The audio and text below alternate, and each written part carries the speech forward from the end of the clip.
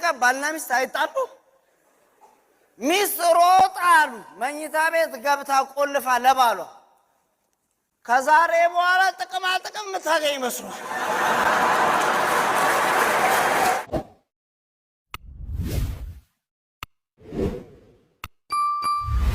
መንፈስሻ ታሪክ ላስረዳ። መንፈስሻ ታመመልና ሆስፒታል ሄደ ማለት ሊታከም። ከዛ በኋላ ዶክተሯን ሲያያት ቆንጆ ነች። እውነቴን ቆንጆ ደም ግባት አላትና ከታከመ በኋላ ከጀላት ሐኪሟን። ከዛ በላብራቶሪ ወረቀቱ ላይ ስልክ ቁጥሯን ተቀበለ። የበሽታውን አንዳንድ ሁኔታዎች ለመከታተልና የመድኃኒቱ ለውጥ ለማወቅ በሚል ምክንያት ስልክ ቁጥሯን ተቀበለ መንፈስሻ። በንጋታው በማግስቱ ሊደውልላት ፈልጎ ቢያይ ካርዱ ላይ ጽሑፏ እንዴት ያንብበው?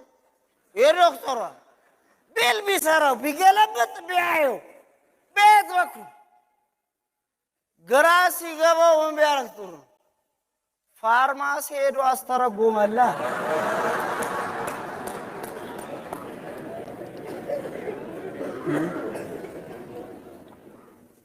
እናቴ እዚህ ሰፈር ብዙ ታሪኮችና ተረኮች፣ ብዙ መግለጫዎችና ተረቶች፣ ብዙ አቋሞች ባልገቡንና በማይገቡን መልኩ ተጽፈዋል። ምናስተረጉምባቸው ቦታዎች ያስፈልጉናል። ለዛ እኮ ነው ተስፋዎቻችን ሁሉ ጨለማ የሆኑት። ትዝታዎቻችን ሁሉ ለማርከስ እኮ የሚዘጋጁት እኮ ለዛ እኮ ነው። ሰው በትዝታና በተስፋው ነው የሚኖረው። እኛ እኮ ምንም አላለም። ተስፋ እኮ አጥተናል፣ እናውቃለን። ነገ እኮ የለም እዚህ ሰፈር፣ አረ የለም። ግን ቢያንስ የአብሮ መኖር ትዝታችንን አታጠልሹብን፣ አታቆሽሹብን ያለው፣ ልጅነታችንን አትውሰዱብን ያለው። ሌላ ያልነው እኮ ተአምር የለም።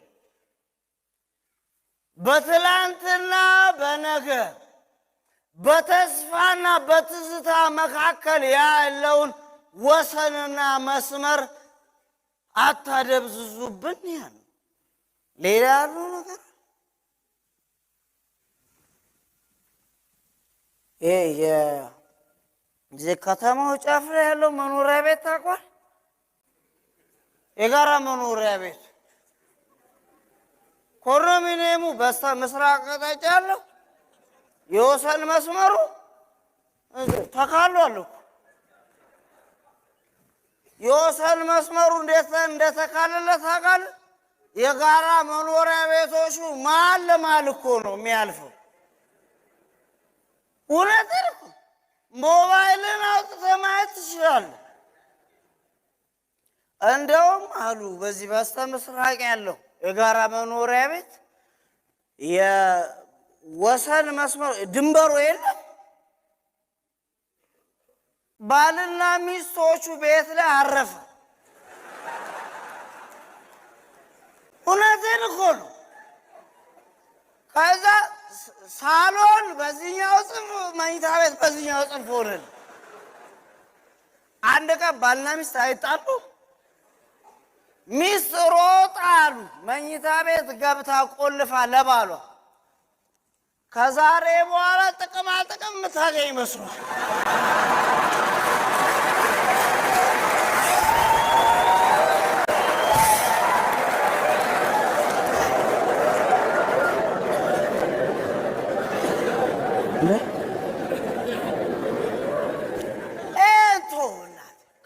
ከነሱ ጎረቤት ያሉት ከነዚህ ባለ ትዳሮች ጎን ያሉት የባለ ትዳሮቹን መኝታ ቤት አሉ አልጋው ለሁለት ነው የከፈለው።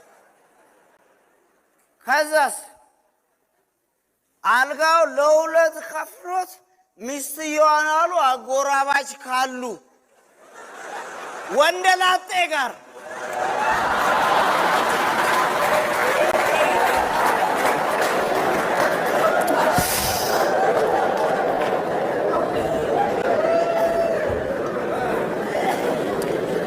ፍርድ ቤት ያፈራረመን ትዳር የሆነ የወሰን አካል አሉ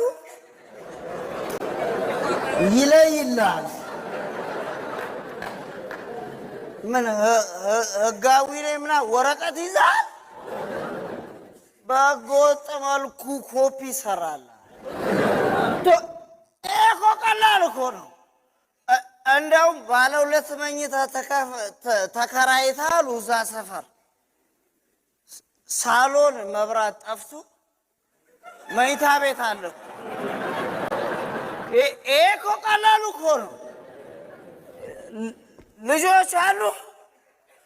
ልጆች ሰኞ ማክሰኞ የሚባለውን ጨዋታ አስምረው እየተጫወቱ አሉ። ሰኞ ማክሰኞ ጨዋታ ላይ የገዙትን ቤት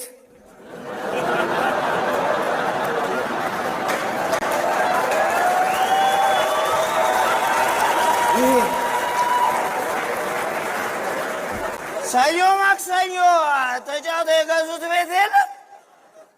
በልማትና እኮ በጨረቃ ቤት ሊፈርስባቸው ይችላል። እውነትን እኮ ቶሽ ውሸት ይመስላል አለ።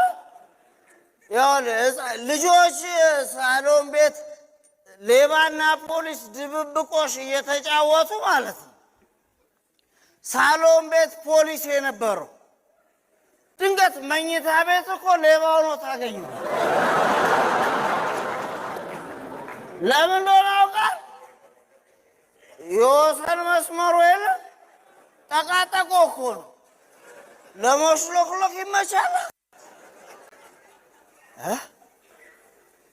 ሰው ሳያሰምር ወደ ግራ ወደ ቀኝ ሳያስብ ሳይከላለል የኖረውን አንተ ማስመሪያ አንስተህ ልትለየው አትችልም።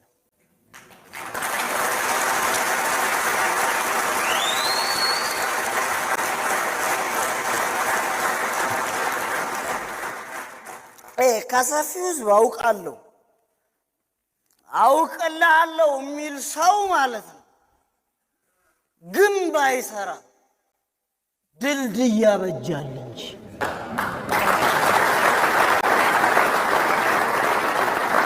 ለዛ እኮ ነው በትዝታና በተስፋ መካከል ያለውን ልዩነት ላይ ያሰመሩልህ ወዴትና እንዴት እንደሆነ ወቅምል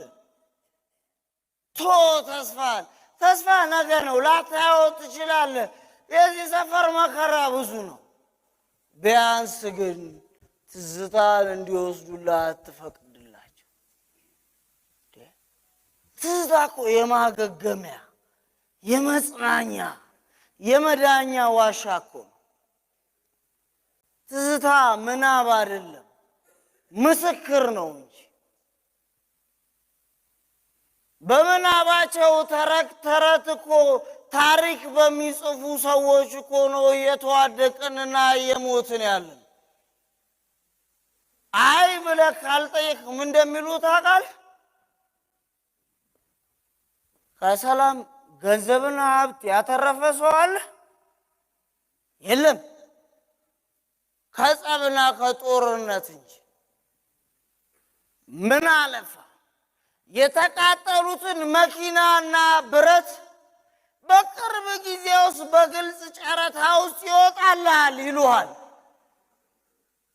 የዚህ ጊዜ የወደቀውስ ከከፍታው የሞተውስ ከሕያው መንደር ያነሰውስ ከግዝፈት ብለህ ካልጠየቅ እመነኝ በቀጣይ አዋጃቸው ውስጥ ርዕሰ አንቀጽ ሆነህ ትደነገጋታለህ።